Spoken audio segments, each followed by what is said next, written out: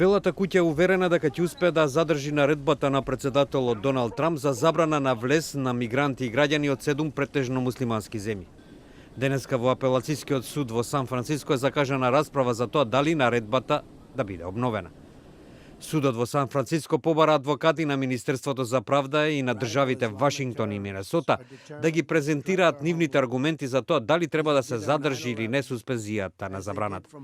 Предходно, федерален судија во Сиетл ја суспендира наредбата на Трамп, со што го отвори патот за луѓето од посочените 7 земји да влегуваат во Соединетите држави. Администрацијата на Трамп треба да приложи дополнителни аргументи во поддршка на наредбата на Трамп. Каква и да биде одлуката на судот во Сан Франциско, таа може да резултира со покренување постапка во Врховниот суд.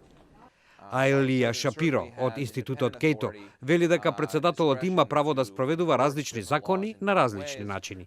If those laws go beyond his authority or if they change the law that Congress put in place, then courts are supposed to act against them.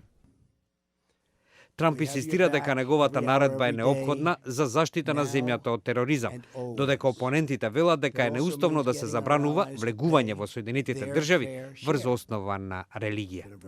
Дейвид Генс од Одело за граѓански права во Центарот за уставна одговорност смета дека Трамп ги пречекорил неговите овластувања.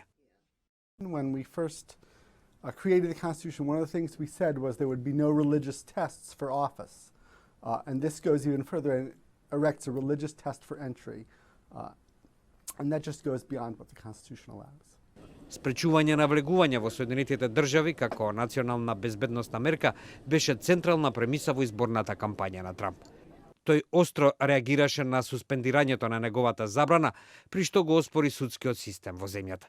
Во меѓувреме, 10 поранешни американски секретари реагираа со декларација во која наведуваат дека забраната за влез во Соединетите држави не помага во зголемувањето на безбедноста на земјата.